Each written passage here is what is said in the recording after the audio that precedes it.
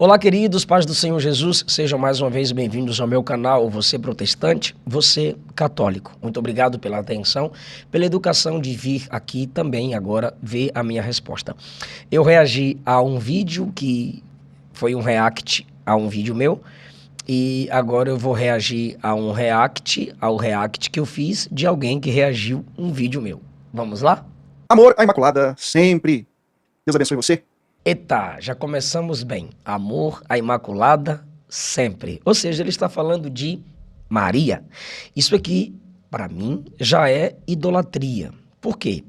Porque é uma invencionice do catolicismo romano a partir do Papa Pio IX.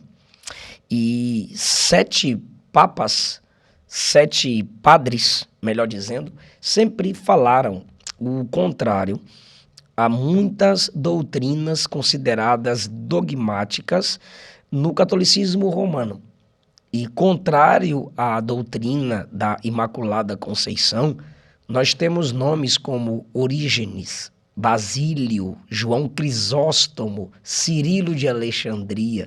Estes ensinaram que Maria sofria de falhas pessoais veniais, como ambição, vaidade. Outros que também admitiram as imperfeições de Maria, Irineu, Tertuliano e Hilário. As escrituras mostram que Maria, por ser pela onisciência de Deus escolhida para ser mãe do corpo do nosso bendito Salvador, Senhor Jesus Cristo, mostra que Maria nasceu como qualquer ser humano nasceu. A gente lembra de Oséias capítulo 13, versículo 9, quando a Bíblia diz que a ruína de Israel vinha deles mesmos. Isso é realidade sobre qualquer ser humano. Gênesis capítulo 8, versículo 20 diz que a imaginação do coração do homem é má desde a sua meninice. Jó capítulo 14, versículo 4, tem uma pergunta. Quem poderá tirar coisa pura daquilo que é impuro? Ninguém. Romanos, capítulo 3, versículo 10, diz que está escrito, ou seja, desde o Antigo Testamento, Paulo agora está repetindo a palavra de Deus. Não há justo nenhum sequer. Não há quem entenda, não há quem busque a Deus. Todos se desviaram e juntamente se tornaram inúteis. Não há quem faça o bem. Não há nenhum sequer. Esse texto está deixando claro que, em sua essência, de dentro para fora, não existe ninguém perfeito. Interessante que Paulo está citando o texto do Antigo Testamento. Pois, esse Deus onisciente, sabendo que Maria seria perfeita, imaculada ao nascer, ele mostraria uma exceção antes mesmo que Maria nascesse, pois, como eu disse e repito, Paulo está citando, reafirmando, corroborando um texto do Antigo Testamento.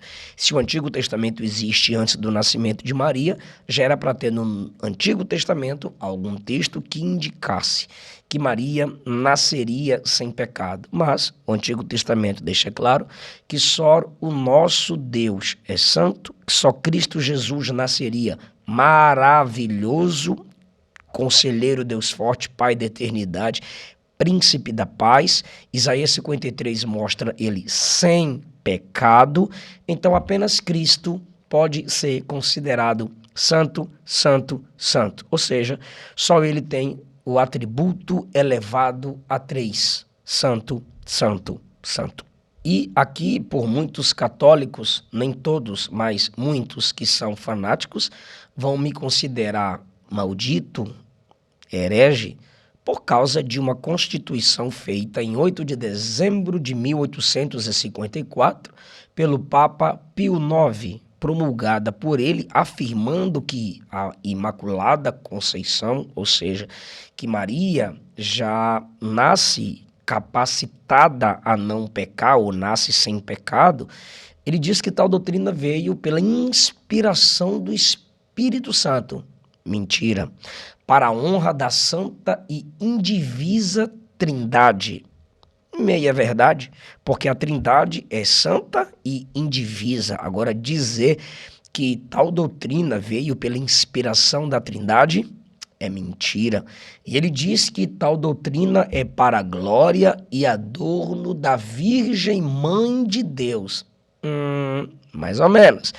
Até Jesus nascer, pois a Bíblia diz que José não tocou em Maria, não se deitou com Maria, não a conheceu até o nascimento de Jesus. Isto significa que depois do nascimento de Jesus, José e Maria fizeram festa. E o camarada ainda diz que essa doutrina, esse dogma veio não apenas pela inspiração do Espírito, mas pelos bem-aventurados apóstolos Pedro e Paulo, ou seja, pela autoridade de Pedro e Paulo. Não, isso também é mentira do Papa Pio IX. E ele diz: declaramos, promulgamos e definimos que a bem-aventurada, verdade, bem-aventurada, feliz, assim como todos os crentes recebem essa bem-aventurança, em Mateus capítulo 5 e Apocalipse capítulo 1. Olha o texto aí para você ler. Ok. A bem-aventurada Virgem Maria, e ele diz que isso é realidade. Declaramos, promulgamos e definimos que Maria, no primeiro instante de sua conceição, foi preservada de toda mancha de pecado original, ou seja, o pecado de Gênesis 3, pela singular graça e privilégio do Deus onipotente. Ou seja, ela foi privilegiada não com uma graça comum que alcança justos e injustos, na linguagem de Jesus, se tratando da bênção do sol e da chuva, mas teve uma bênção especial que a preservou desde o seu nascimento. Sim, Maria é uma mulher bem-aventurada, santa mulher de Deus, porque confessou que só Cristo era o seu Senhor, declarou que dependia de um Salvador, reconheceu em João capítulo 2 que deve ser feito aquilo que Jesus manda fazer. Então, essas palavras do Papa Pio XII não têm fundamentação bíblica e outros padres já discordaram, como eu falei no início, desse Papa Pio. E o que eu estou citando aqui é que é ele quem afirma que quem discordar disso, à luz do estudo da Bíblia Sagrada ou até da história da igreja, é anátema, caído da fé e está desligado da comunhão dos santos, que é a igreja do Senhor. Então, todos esses nomes que eu citei aqui é já de pessoas que são malditas sob a maldição aí do Papa Pio, que declara que Maria é imaculada, como o diácono aqui inicia o seu vídeo. O que pretendemos também mostrar aqui nesse vídeo, fiquem comigo, vamos também trazer os pais da igreja, o catecismo da igreja católica, sempre naquela visão. Para falar do catolicismo, tem que usar o catecismo. Fique comigo depois da vinheta. Para falar de catolicismo, tem que usar o catecismo, pais da igreja e etc. Ou seja, tem que usar o compêndio teológico doutrinário que resume os ensinamentos e os dogmas do catolicismo. Ou seja, ele não manda abrir a Bíblia. Para falar de catolicismo, tem que usar o catequismo, ou seja, o nosso compêndio de doutrina que resume os nossos ensinamentos, dogmas do catolicismo romano. Ele não manda abrir as escrituras porque o catolicismo não se baseia primariamente, não baseia suas doutrinas na palavra de Deus, nem encarnada, Cristo, nem promulgada, a pregação dos apóstolos, nem escrita, a inspirada palavra de Deus. Jaroslav Pelikan afirma que a doutrina é o que a igreja crê, ensina e confessa com base na palavra de Deus. Então, se não é baseada nas escrituras, não é doutrina. Então vamos aqui argumentar essa primeira parte, né, que ele traz. O que acontece aqui, minha gente? Nós devemos mostrar que a tese protestante ela é equivocada em praticamente tudo, sobretudo quando tratamos da questão de idolatria. Aquela questão, quando nós olhamos para o Antigo Testamento, nós vamos ver que idolatria, e o conceito correto do termo é quando nós colocamos qualquer coisa no lugar de Deus. Educadamente, o diácono resume o conceito de idolatria, simplesmente colocar algo ou alguém no lugar de Deus. E ele se baseia apenas no Antigo Testamento. Já que ele se baseia apenas no Antigo Testamento de modo reduzido, será que idolatria é só colocar algo no lugar de Deus? 1 de Samuel, capítulo 15, versículo 23, diz que a rebelião é como o pecado de feitiçaria e a obstinação é como iniquidade e idolatria. A rejeição à palavra de Deus é idolatria, no contexto da rejeição que Saul fez com a palavra. No texto do bezerro de ouro, Israel não colocou a imagem no lugar de Deus. Eles puseram o ídolo como representante de Deus. Pôr no lugar é destacar um e estabelecer outro, como Acabe e Jezabel fizeram. Mas Israel, em Êxodo 32, chamou o ídolo de Jeová, Senhor. E eles pagaram pelo pecado da idolatria. Que é idolatria. Porque tudo parte do conceito. Idolatria é quando eu coloco alguma coisa, a pessoa no lugar de Deus. Não se trata apenas de imagens. Quantas vezes nós já falamos isso aqui? Não é mesmo? Os protestantes insistem em continuar batendo nessa tecla. Eles limitam o campo da idolatria apenas às imagens. Enquanto ele me acusa de limitar idolatria apenas às imagens, e se você assistir o meu vídeo que ele está reagindo, não é isso que eu faço. Eu não vou dizer que ele está mentindo, mas eu posso afirmar que ele está equivocado. Agora, não se trata apenas de imagem. Sim, em nenhum momento eu disse que idolatria envolve apenas o uso de imagens. Porém, ao reconhecer que idolatria não está apenas no uso das imagens, ele acaba de reconhecer que idolatria e imagens estão interconectados. Tem mais coisas, mas existe sim o envolvimento entre imagens e idolatria. Por isso ele usa o termo idolatria não é apenas imagem. Concordo, diácono, não é apenas imagem, mas também envolve as imagens. Proibir as imagens em alguns textos isolados e permitir em outros. Você já sabe, inclusive, de cor, os textos da Sagrada Escritura que abonam a utilização de imagens, não para um culto de adoração, obviamente. Então o próprio Deus ele vai ordenar imagens no culto de Israel, minha gente. Deus permite sim imagens, só não permite que se prostrem diante de tais imagens para veneração ou invocação, ou uma tentativa de chegar-se diante do Senhor. É basilar o texto de Êxodo capítulo 20. Não farás nenhuma imagem de escultura diante de mim, perante mim, diz o Senhor. Que abonam a utilização de imagens, não para um culto de adoração, obviamente. Então, parabéns. Aqui ele reconhece que a imagem não pode ser usada para culto de adoração. Então, no culto de adoração ao Senhor, não pode ter imagem. o próprio Deus ele vai ordenar imagens no culto de Israel, minha gente. O que desmonta essa ideia... Isso aqui ficou meio contraditório. Ele acabou de dizer, óbvio, não para o culto de adoração. Aí depois ele diz, o próprio Deus vai ordenar imagens para o culto de Israel. Coloca de novo aí, João. Seria uma incoerência de Deus proibir as imagens em alguns textos isolados e permitir em outros. Você já sabe, inclusive, de cor, os textos da Sagrada Escritura que abonam a utilização de imagens, não para um culto de adoração. Não para o culto de adoração. Então o próprio Deus ele vai ordenar imagens no culto de Israel, minha gente. Não entendi. Bora lá. O que desmonta essa ideia protestante equivocada de que toda representação por imagem é pagã. Peraí. Sim, toda representação por imagem é pagã. Tem o meu vídeo sobre isso. O próprio Ariel, que reagiu ao meu vídeo, disse que os ídolos do Salmo 115 são ídolos pagãos, e eu mostro no meu vídeo que essa criação de imagens para veneração e invocação é uma ideia pagã e repetida, imitada pelo catolicismo.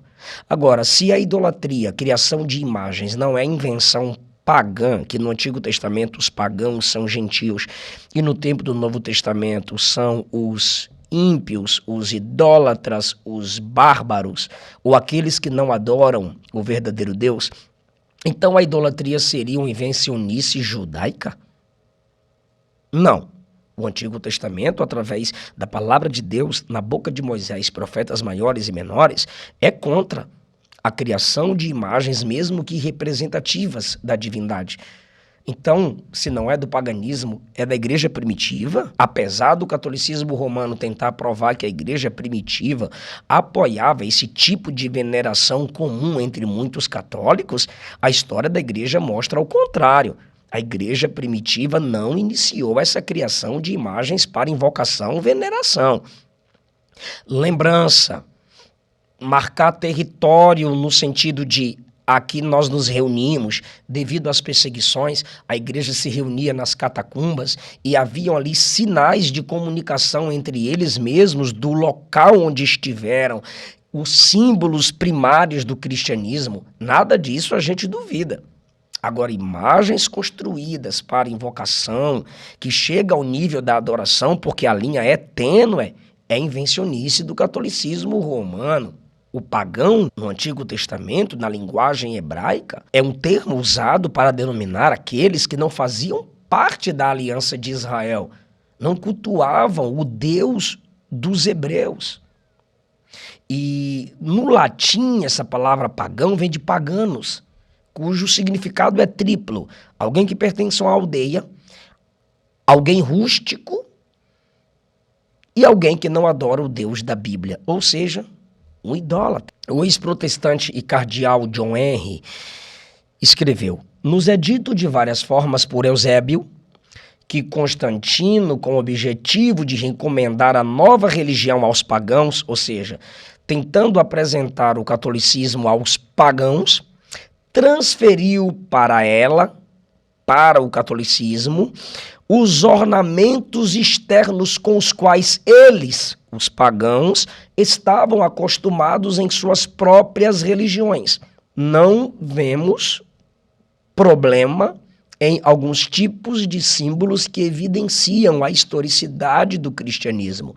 Porém, à luz da Bíblia e da história da igreja e da tradição que se submete às escrituras, nós não sentimos liberdade para usar tais imagens como ponte de contato com a eternidade. Sim, eu estou mostrando para você que os textos e autores que o próprio catolicismo usa afirmam que a confecção de imagens para culto e muitos costumes operados entre o catolicismo é de origem pagã. Deus se torna visível. E parece que os protestantes têm problema com a graça de Deus, que é comunicada, sim, por meios visíveis. Dando, por exemplo, o fundamento cristológico da representação. O Logos era verbo e agora é carne. Quando Deus, no ato da criação, cria o homem, a sua imagem e semelhança. Efésios capítulo 4, versículo 24. Também vai falar sobre sermos imagem de Deus. Vamos comentar isso aqui. Deus fez o homem conforme a sua imagem e semelhança. Sim, Deus fez. Mas Deus nunca fez o homem conforme sua imagem para o homem ser adorado. Deus fez o homem conforme sua imagem, dando-lhe capacidade para entender que esse Deus deveria ser adorado. A partir de Gênesis 3, com a queda do homem, fora do jardim da comunhão plena com Deus, se tem um entendimento através da Torre de Babel, da cidade Torre, através de Nimrod e sua família, que era uma bagunça, a necessidade de homens serem reconhecidos como ídolos, como deuses, invocados. Até gerar ali a família de Abraão, Terá, seu pai, construtor de ídolos, daqui a pouco a gente fala mais sobre isso. Então Deus fez o homem. Ok, Deus fez o homem, mas nunca mandou que ninguém se prostrasse perante homens, que ninguém invocasse o homem feito conforme a sua imagem. Então, o que Deus faz, ok, mas o que o catolicismo faz, o que o paganismo faz, é errado. À luz da Bíblia Sagrada, ele também citou Efésios capítulo 4, versículo 24, para tentar defender a criação de imagens para veneração e invocação. Vamos ver o espírito do texto, Efésios capítulo 4, a partir do versículo 17. Digo isto e testifico no Senhor, para que não andeis mais como andam também os outros gentios, na vaidade da sua mente. Os salmistas sempre chamam ídolos de vaidade. E os gentios, que no Novo Testamento são pagãos, se prostravam perante ídolos que, à luz da Bíblia, são vaidade de pensamento. E o texto está dizendo que quem agora é salvo em Cristo Jesus não anda mais nas vaidades da sua mente. Versículo 18, com o seu entendimento obscurecido, separados da vida de Deus, pela ignorância que há neles, pela cegueira do seu coração. Isaías, Jeremias, Romanos 1, diz que os ímpios, os inimigos de Deus, construíam suas imagens por causa da cegueira e da ignorância do coração, os quais, havendo perdido o sentimento, se entregaram à lascívia para cometerem toda a impureza com ganância. Está falando de uma idolatria interior, a intenção do coração. Mas vós não aprendestes assim a Cristo. Ou seja, Cristo não foi apresentado a vocês como os gentios pensam. O Cristo que foi apresentado a vocês não aceita o comportamento dos gentios, dos pagãos em vocês. Como que eu me comportaria como um pagão? Me prostrando perante ídolos que são frutos da minha imaginação. Ou você acha que aquela imagem de Paulo é a cara de Paulo? Aquela imagem de Pedro é a cara de Pedro? Aquela imagem de Cristo é a cara de Cristo? Aquela imagem de Maria é a face de Maria? Não, não é. É fruto da imaginação. Vocês não aprenderam isso com Cristo. Paulo está dizendo que quem nasceu de novo se limita a cultuar conforme os ensinamentos de Cristo. Se é que o tendes ouvido e por ele fostes ensinados, como a verdade está em Jesus. Paulo está dizendo que o que os apóstolos ensinam é a palavra de Cristo. E Cristo e sua palavra estão aqui sendo associados, porque assim como Cristo é a verdade, sua palavra é a verdade. E ele continua, se é que vocês ouviram e por ele fostes ensinados, claro, pela ação do Espírito e pela pregação dos apóstolos, que concernente ao procedimento anterior, vos despojeis do velho homem que é corrupto, segundo as cobiças do engano, os desejos enganosos, e vos renoveis no espírito de vossa mente. Paulo está tratando de interior. E vos revistais do novo homem, que é de dentro para fora, que segundo Deus é criado em justiça e verdadeira santidade. Deus, no ato da criação, cria o homem, a sua imagem e semelhança. Efésios capítulo 4, versículo 24. Também vai falar sobre sermos imagem de Deus. Ele confunde Efésios 4, 24 com Colossenses capítulo 3. Até porque Efésios capítulo 4 trata sobre uma mudança interna.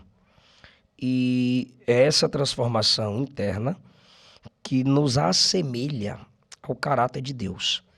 Eu entendo o que eles dizem quando tem essas imagens e que não venera ou que não adora, porque eles se inspiram nessas pessoas. Mas todas essas pessoas, que são os apóstolos e os santos homens de Deus, nos mandaram olhar para Cristo. E já que ele está se valendo dos termos ou dos textos onde fala sobre imagem, para dizer que nós somos contra, eu vou mostrar que não somos contra. Bora para o Novo Testamento e ver o que a Bíblia fala sobre imagem. Mudaram a glória do Deus incorruptível em semelhança da imagem de homem corruptível, e de aves, e de quadrúpedes, e de répteis. Somos contra o uso de imagens que diminuem a glória de Deus. E existem pessoas que não oram a Deus, não invocam a Deus diretamente, como temos acesso por Cristo em João 14, como diz o escritor aos Hebreus, que temos acesso à sala do trono pelo sacrifício de Cristo operado na cruz do Calvário.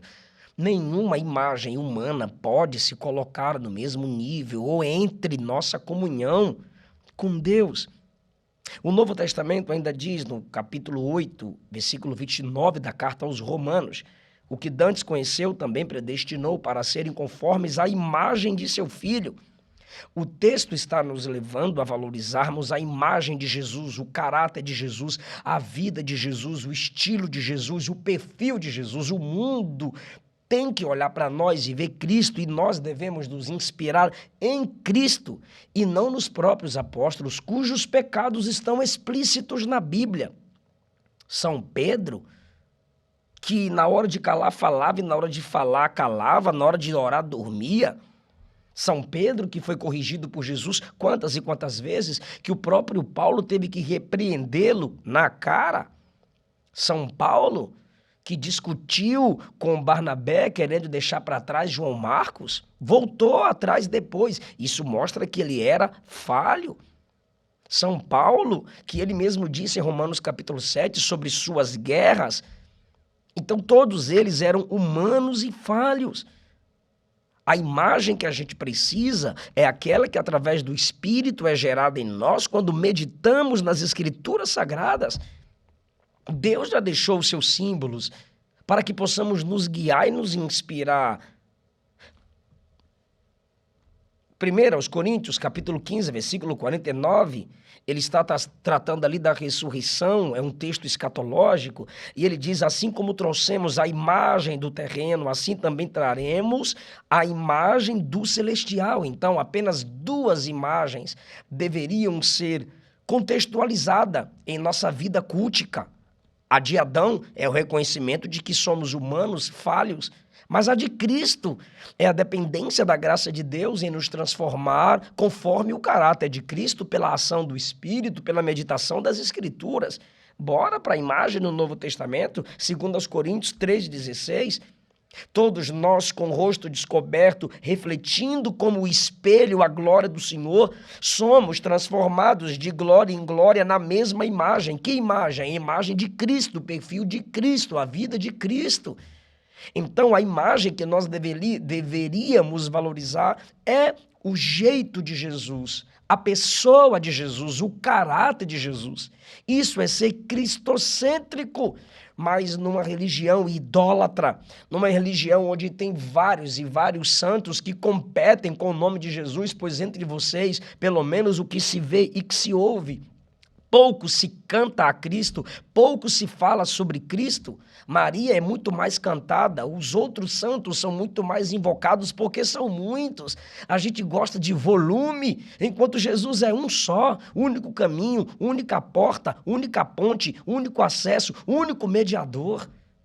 O evangelho é simples, mas toda mentira deve ser enfeitada e maximizada para gerar impacto. Só a verdade do evangelho é simples e a verdade, quanto mais simples, é impactante.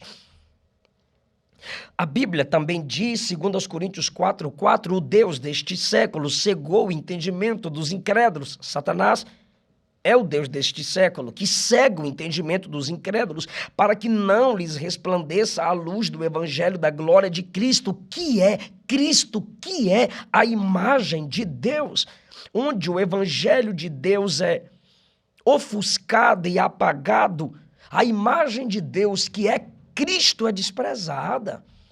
Não fale de Cristo, não pregue sobre Cristo, não invoque apenas a Cristo. Coloque Maria, coloque um monte de santo aí para invocar, junto ou competindo ou diante de Jesus. Colossenses capítulo 1, versículo 15, já que o irmão está usando o texto de Colossenses para falar de imagem. Ele é a imagem do Deus invisível. Cristo é a imagem do Deus invisível. Eu uso Paulo, eu uso São Pedro, eu uso São John para ver se eu chego a Cristo, a Deus Pai. Deus é invisível. Então eu preciso dessas imagens, desses santos para me inspirar, para me elevar. Não, a Bíblia diz que a imagem do Deus invisível é Cristo. Isso significa que devemos orar em nome de Cristo, pensando em Cristo. Se é para repetir, repete as palavras de Cristo e se humilhe como os apóstolos. Aí está o texto que o diácono quer usar, Colossenses 3,10. E no início você disse que é para a gente parar de dizer que católico não lê Bíblia. Então, bora lá. Eu quero parar de dizer que católico não lê Bíblia. Leia a Bíblia mesmo, mas estude. Porque se a Bíblia fosse simplesmente um livro, ela poderia ser simplesmente lida. Mas ela contém 66 livros, a Bíblia protestante. Então, é uma mini biblioteca. É a biblioteca do Espírito Santo. Logo, é para ser lida, pesquisada, analisada, meditada, estudada, vivida. E não apenas lida. Colossenses 3,10. Vos vestistes do novo, ou seja, da nova vida, que se renova para o conhecimento segundo a imagem daquele que o criou. Deixa eu colocar uma versão aqui mais fácil de entender e aplicar. NTLH. Vocês já se vestiram com uma nova natureza. Essa nova natureza é a nova pessoa que Deus, o seu Criador, está sempre renovando para que ela se torne parecida com Ele, a fim de fazer com que vocês o conheçam plenamente. É a imagem de Deus em nós, é o caráter de Deus em nós. Isso aqui se toma posse pela fé. Essa imagem é natureza, essa imagem é a regeneração, essa imagem é o que o mundo consegue ver de Deus em nós, mas diz que é processual. e não a construção de uma imagem vinda da imaginação humana, o que chamamos de ídolos, idolatria. Hebreus capítulo 1, versículo 3 diz que Jesus é o resplendor da glória de Deus e a expressa imagem da sua pessoa. Jesus, Jesus, Jesus. Os apóstolos estão escrevendo que não são eles as imagens que devem ser usadas para nos conectar a Deus, mas Cristo. Ah, mas Pedro falou pro coxo, olha para nós. Sim, olha para nós, presta atenção no que eu vou lhe dizer. E o que eu vou lhe dizer? Em nome de Jesus o Nazareno, levanta e anda. Aos Coríntios, Paulo disse, sede meus imitadores, como eu sou de Cristo. Mas aos Efésios, no capítulo 5, o que ele disse? Sede imitadores de Deus. Ele sobe o nível. Ele fez um react de 1 hora e 43 minutos. Então, essa é a primeira parte da minha resposta ao react do diácono João Vitor Mariano. E depois a gente lança a segunda parte do react. Se inscreve no canal, deixa o seu like. Deus abençoe.